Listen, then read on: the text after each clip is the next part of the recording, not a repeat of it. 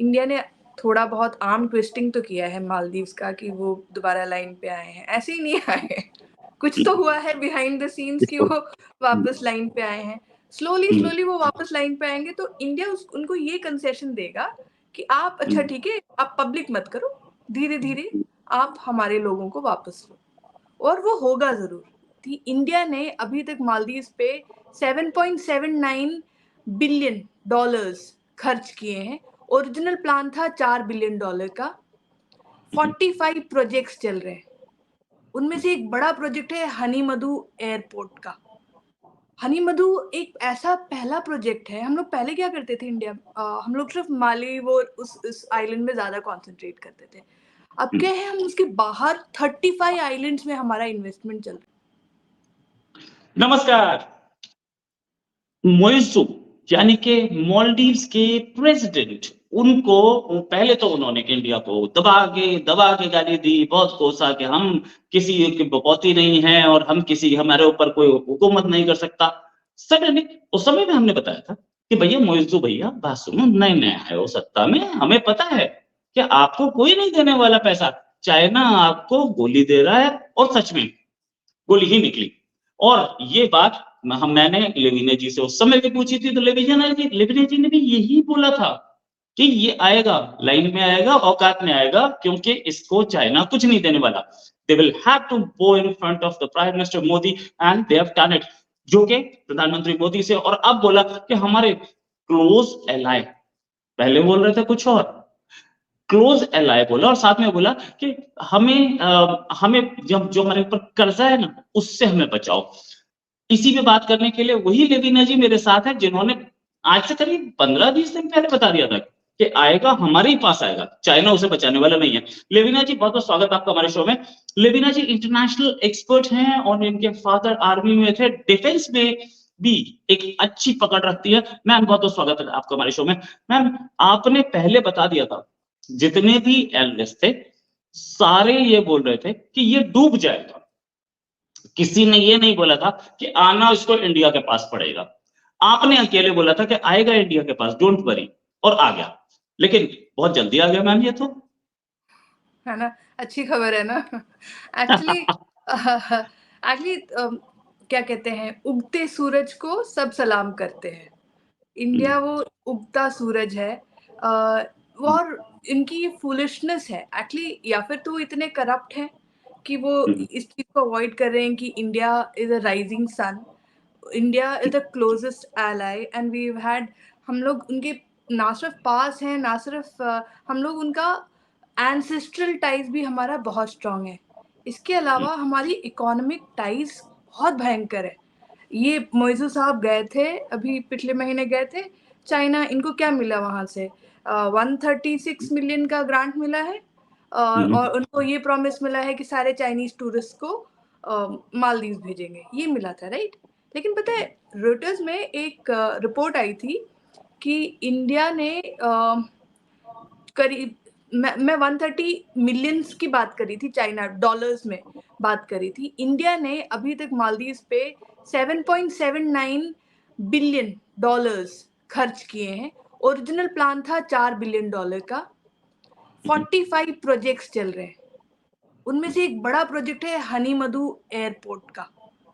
हनी मधु एक ऐसा पहला प्रोजेक्ट है। हम लोग पहले क्या करते थे इंडिया, हम लोग सिर्फ मालदीव और उस आइलैंड में ज्यादा कंसंट्रेट करते थे। अब क्या है, हम उसके बाहर 35 आइलैंड्स में हमारा इन्वेस्टमेंट चल रहा है। 2000 से ऊपर घर बना के दिए इन लोगों को। ये 2018 की बात है। 2022 के बाद तो और भी बहुत पेस में हमारी जो क्या कहते हैं, प्रोजेक्ट्स चलने लगी हैं। अभी करंटली हमने जो ये हनी मधु एयरपोर्ट की मैं बात करी थी, इसमें 800 मिलियन का कंसेशनल लाइन ऑफ क्रेडिट दिया है, और 180 समथिंग हमने, वो पूरा कॉन्ट्रैक्ट का वैल्यू ऐसा है। माई पॉइंट इज, हम इतने हेविली इन्वेस्टेड हैं उसमें कि ना मालदीव पीछे हट सकता है, ना इंडिया पीछे हट सकता है। चाइना ने दिया है 136 मिलियन। तो I mean, where is the logic? Whatever Moizu was trying, Moizu ki, I don't know if he's influenced by his leader Abdullah Yameen, जो करप्शन के चार्जेस में ऑलरेडी अंदर पड़े हैं 11 साल के लिए, right? So if Okay. Moizu is corrupt, only then he would ignore India like that. Okay, अगर मोइजू भ्रष्टाचारी हैं तभी वो इग्नोर करेंगे, लेकिन भ्रष्टाचारियों को तो यहाँ पे भी नहीं छोड़ा जा रहा, इंडिया में भी जेल भेजा जा रहा है। मैम एक चीज ये Good कि one. मालदीव से क्या चाइना बाहर निकल चुका है, हम ये मान लें, या खतरा अब भी है हमारे सिर पे? है। क्या हुआ था कि 2013 के वो 2013 के टाइम पे इन्होंने एक कॉन्ट्रैक्ट साइन किया था मालदीव्स ने चाइना के साथ, जिसकी वजह से इन्होंने अपना एक आइलैंड 50 साल के लिए चाइना को लीज पे दे दिया। और पता है कितने के लिए दिया है? सिर्फ 4 मिलियन में। सिर्फ 4 मिलियन में एक आइलैंड मालदीव्स का चाइना को लीज पे दे दिया। उस आइलैंड का नाम है फाइदू फिनालू, I hope I am pronouncing it right. और वो इंडिया से 200 किलोमीटर नीचे है, फिर भी 200 किलोमीटर इतना बड़ा चीज नहीं होता, बहुत डिस्टेंस नहीं होता है। और ऊपर से ये लोग तुर्किश ड्रोन्स यूज करने लगे हैं। तो तुर्की, China, Pakistan, we all know they are like best friends and इनका अपना ही एक गैंग है। तो चाइना का जो इन्फ्लुएंस है वो अगले 50 साल के तो वहाँ पे है ही है, क्योंकि उस आइलैंड को उन्होंने लीज कर लिया है, चाइनीज कंपनी को, एक प्राइवेट कंपनी को दिया है। तो हमें पता भी लाइक वो हमको एक्सेस नहीं देंगे उस आइलैंड का। तो चाइना का जो इसके अलावा इनके लोन वोन तो मैं फिर भी मान लूँ कि इतना होगा नहीं, but this is the biggest square, like they literally given it. वो 50 साल के लीज के लिए दे दिया, मतलब 50 साल तक वो चाइना का वो ना इन्फ्लुएंस हमारे पास ही है। एक और उनको एक बेस मिल गया, एक आइलैंड 200 किलोमीटर दूर हमसे। और कल की आपने रिपोर्ट देखी होगी कि जो इंडिया के नीचे ही चारों ओर ही श्रीलंका, इस रीजन में 4 चाइनीज शिप्स हैं जो रिसर्च के नाम पे, सर्वे के नाम पे, रिसोर्स सर्वे के नाम पे चल रही हैं, बेसिकली स्पाइंग कर रही हैं।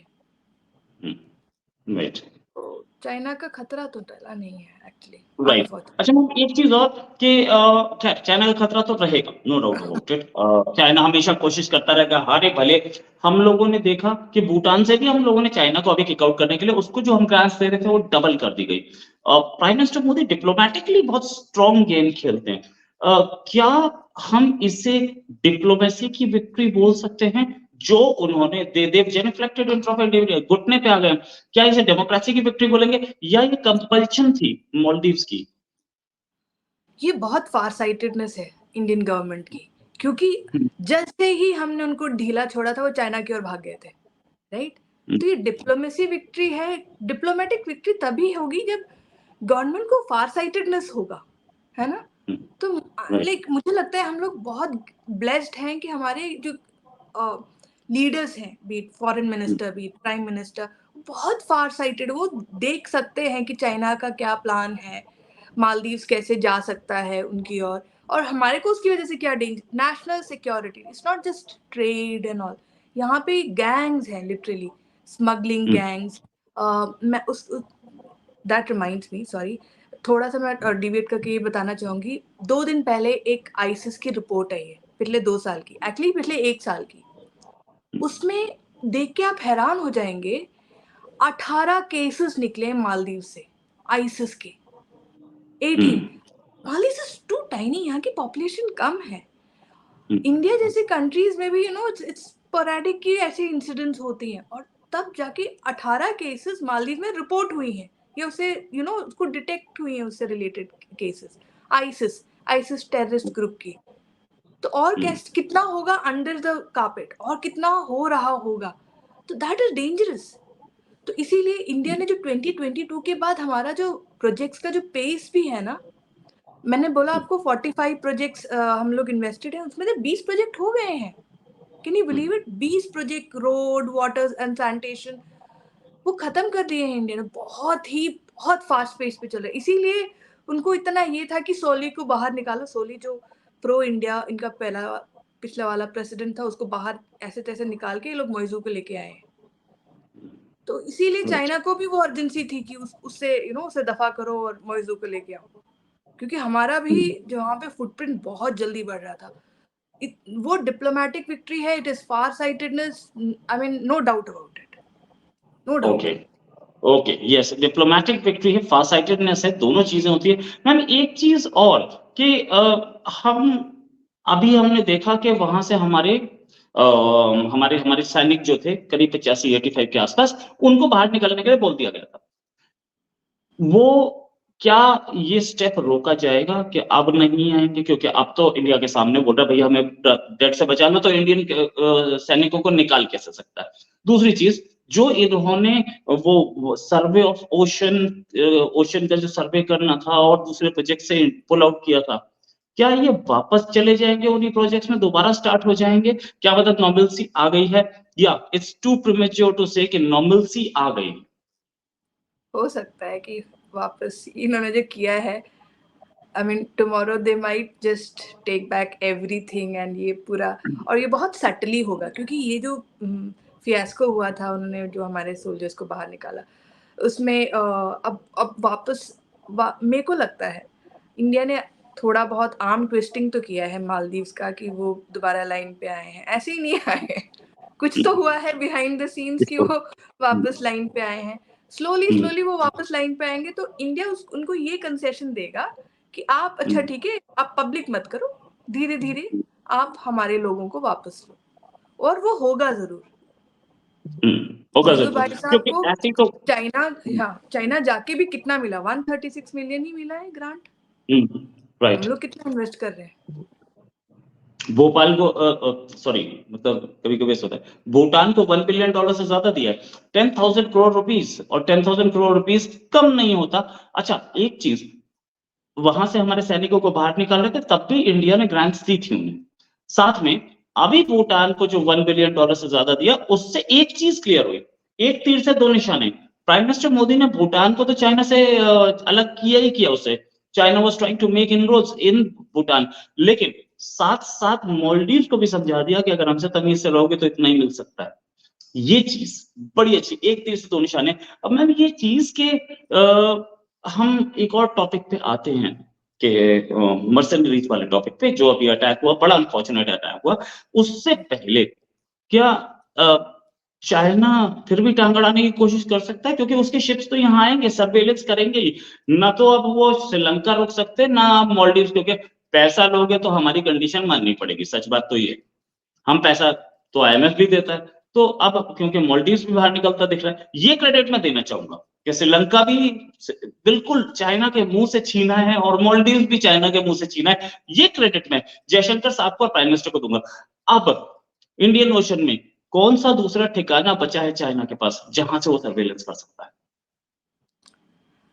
एक्चुअली ओशन में वो लोग सर्वेलेंस करते जा रहे हैं, करते जा रहे हैं, और इनका क्या है, वो चाइनीज वाटर मिलिशिया, नेवी जो मिलिशिया के नाम पे बोटिंग एंड ये सब करते रहते हैं, वो सब चलता रहता है, वो बहुत सटली चलता है। और जैसे मालदीव्स में भी इनकी अभी भी प्रेजेंस है, मतलब अच्छा। जैसे भूटान में भी actually Bhutan is not the problem, problem is Nepal.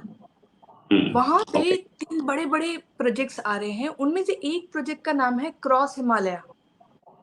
वो ऐसे नेपाल में दो, तिब्बत से, चाइना नहीं, तिब्बत से डायरेक्ट वो नेपाल में उसकी एंट्री है 2 जगह, एक एंट्री है भूटान की ओर। तो वो भूटान को कन्विंस करना और चल रहा है काम, and I am sure will be successful. लेकिन ये है कि हम थोड़ा सा भी ढील देना उनको, चाइना पकड़ लेता है, क्योंकि China is not a democracy.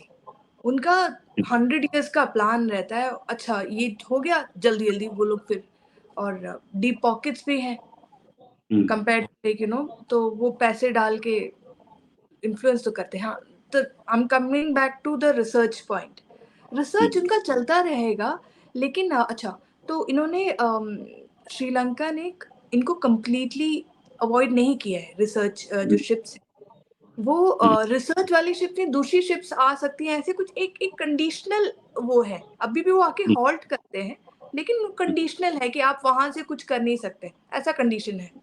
But Chinese को हम जहाँ तक जानते हैं, वो लोग उनको जो करना होता है वो करते ही है। तो चाइना अपना कर रहा है, लेकिन what I really like is कि हम लोग क्या क्या कर रहे हैं, और जो हम कर रहे हैं उसका मेरे को नहीं लगता 10% भी बाहर आता है। राइट। हाँ, तो हम तो कोशिश करेंगे ही चाइना को रोकने की, और चाइनीज फोर्स हम्बनटोटा पे आके रुकते जरूर है। अच्छा, वो सर्वेलेंस शिप ना आए, दूसरे आए, मर्चेंट वेसल में भी वही चीजें लगा करके और सबमरीन में भी लगाकर उससे भी किया जा सकता है, नो डाउट अबाउट इट। तो दैट मीन्स कि श्रीलंका अब भी एक हब भले ही ना हो, लेकिन एक पॉइंट जरूर है जहां से वो इंडिया पे सर्वेलेंस कर सकता है, और मालदीव्स भी कुछ इसी तरीके का पॉइंट रह सकता है इस बड़ी डिप्लोमेटिक विक्ट्री के बाद भी। Now coming to the point ma'am, आपने एक चीज बोली थी कि दीज टेररिस्ट आर मर्सनरीज, और इस पर बहुत कंडेमनेशन आया था, बहुत कंडेमनेशन। कुछ लोगों ने ट्वीट किया कि अच्छा आपने तो नहीं क्या बोल दिया। अभी जो रशिया में अटैक हुआ, ये इसमें जो 2 लोग पकड़े गए हैं, एक आदमी को पैसा देने की बात की गई थी कि will give you money. Of course जितने भी माइग्रेंट्स थे उन्होंने बोला था कि हम पैसा देंगे। दूसरे को ये बोला था कि उसके पास जॉब नहीं थी, उसको बोला था तुम अटैक कर दो, हम तुम्हें इतना पैसा देंगे, तुम ज्यादा से ज्यादा मारोगे ज्यादा। दोनों को पैसा दिया गया, एक को $500 million बोला था, दूसरे का मनी डिस्क्लोज नहीं है। तो क्या ये मर्सनरीज, पहली चीज आईएसआईएस की बात है, ये भी आईएसआईएस का अटैक है। श्रीलंका जिसके बारे में आप बात कर रहे थे वो भी आईएसआईएस का था। क्या ये मर्सनरीज मालदीव में भी हैं? दूसरी चीज, कितना खतरा है इंडिया के लिए? वही मैं वो रिपोर्ट के बारे में बोल रही थी कि अभी 2 दिन पहले एक रिपोर्ट निकली है, 1 year of ISIS activities around, activity map है वो। तो आप एक-एक कंट्री पे आप जाके देखो तो मालदीव्स में बहुत हाई है कंपेयर टू इट्स पॉपुलेशन। वो जो 18 केसेस हैं वो बहुत हाई है वो एक्टिविटी। तो मालदीव्स में ये टेररिस्ट एक्टिविटी हमारे से सिर्फ 100 किलोमीटर दूर है, and these are mercenaries. Mercenaries मतलब ये हुआ कि अगर लेट्स सी, अगर ये लोग आईसिस जाके आइडियोलॉजी के बेसिस पे ज्वाइन भी करते हैं, इन लोगों को समझ में आ जाता है कि हम लोगों को पैसे देंगे, हमसे ये कराएंगे। जैसे आपने बोला जो रशिया में हुआ, उसको हाफ ऑफ 500,000 रूबल्स बोला था, राइट?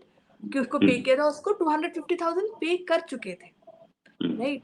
माय पॉइंट इज ऐसे ही इन लोगों को भी सी, एक बार कोई रेडिकलाइज हो जाता है तो उसकी डिमांड्स कम हो जाती है। वो उस बिलीफ में होता है कि नहीं, मैं तो पता नहीं क्या किसी के आई मीन जिहाद के लिए जा रहा हूँ, किसी नेक काम, आई मीन अपने इसके क्या कहते हैं, अपने कौम के, यू नो, कुछ कैसा कौम वो के है। मफादात के लिए जा रहे हैं और हाँ जन्नत जी, के हाँ लिए जी, जा हाँ, रहे हैं, वो 72 बुरे याद हैं। राइट 72 हूर एंड ऑल दैट। तो उस वो तो अपने आप को वो हीरो समझ के जा रहे होते हैं, लेकिन उनको ये समझ नहीं आ रहा था कि they are being used as a mercenary to attack a foreign land. मतलब अगर चाहे इंडिया हो, चाहे चाहे श्रीलंका हो, टेररिस्ट अटैक 2-3 रीजंस के लिए किए जाते हैं। जैसे एक तो it it brings a lot of shame to the country कि देखो आप लोग अपने सिविलियंस को आप ये नहीं कर सकते। दूसरा कि देखो हमारे सपोर्टर्स आप ही के बीच में छुपे हुए हैं, वो हेल्प करते हैं। You know there multiple hidden messages behind a terrorist attack. और टेररिस्ट अटैक तभी पॉसिबल है जब इंटरनली कुछ ये हो रहा हो। जैसे स्वीडन जैसी कंट्री में अगर आज इतनी सबसे ज्यादा टेररिस्ट अटैक्स और टेररिस्ट रिलेटेड एक्टिविटीज सब वहीं से रिपोर्ट होती है, स्वीडन से आजकल। But that is possible only when you have that kind of support internal से। मालदीव्स में है। और इसका पाकिस्तानी जो डिप्लोमेट्स हैं, they are known for this. इन्होंने, मैं आपको श्रीलंका का एग्जांपल देती हूँ। एक आमिर सिद्दीकी करके पाकिस्तान के डिप्लोमेट थे, जिनको मिड लाइक 2010-2012 के आसपास इंडियन एजेंसीज ने अलर्ट किया था श्रीलंका को कि ये आदमी आईसिस जैसी रेडिकलाइजेशन कर रहा है आपकी कंट्री में, इसको बाहर निकालो। बाहर निकाला उन्होंने, श्रीलंका वालों ने इसको बाहर निकाला, पाकिस्तानी डिप्लोमेट आमिर सिद्दीकी को। लेकिन पाकिस्तान की ऑडेसिटी देखिए, उसकी क्या कहते हैं जुर्रत देखिए, 2 साल बाद जब सब ठंडा पड़ गया उसको वापस भेज दिया श्रीलंका में। तो अगर श्रीलंका जैसी कंट्री में वो ऐसा काम कर सकते हैं, तो मालदीव जहाँ पे which is made up of 1192 islands, कितने आइलैंड्स को मालदीव्स के सिक्योरिटी फोर्सेस देख रहे हैं। और ये जो है, ये मालदीव्स का अनफॉर्चुनेट पार्ट ये है कि वो ऐसी जगह पड़ता है जहाँ पे ड्रग्स स्मगलिंग, टेररिस्ट का वो नेटवर्क ही वहां से चलता है पूरा। राइट। अच्छा, वैसे पाकिस्तानी डिप्लोमेट्स पे मुझे पूरा भरोसा है। एक डिप्लोमेट यहाँ LC-814 को के हाईजैकिंग को सपोर्ट करता था, वो पकड़े गए साहब। एक उधर श्रीलंका में पकड़े गए। ऐसे ही एक कहीं CIS कंट्रीज में जो कि यूएस के साथ से टूटे हुए कंट्रीज हैं, शायद उनमें था, बेलारूस एक इसमें था। एक वो पाकिस्तानी डिप्लोमेट रेप केस में फंसे थे। एक और पाकिस्तानी डिप्लोमेट वो ऐसे थे कि मीटिंग हुई, मीटिंग के बाद किसी दूसरे कंट्री के डिप्लोमेट का पर्स छूट गया तो उन्होंने उसे पॉकेट में डाल लिया। ये चीजें सामने आई हैं, वीडियो अवेलेबल है उस पॉकेटिंग का। खैर, I am proud of those diplomats के जो कि अपने कंट्री को की जो इमेज है कि चोर है, बदमान है, बेईमान है, भिखमंगे है, उस इमेज को टार्निश नहीं होने देते। So this has to be there. All the diplomats are wonderful. Thanks a lot, ma'am, for joining. और मैं उम्मीद है मैम कि हम जल्दी एक डिस्कशन और करेंगे because मेल्स आते हैं, लोगों के कमेंट्स आते हैं कि लवीना मैम दोबारा कब आ रही हैं। इस हफ्ते में तो मैम 3 बार आपका इंटरव्यू हो चुका, so people are also happy. आप बहुत डिटेल में बताती हैं और बहुत अच्छी नॉलेज है। Thanks a lot for joining ma'am. उम्मीद है जल्दी एक डिस्कशन करेंगे। अभी के लिए नमस्कार, धन्यवाद, जय हिंद।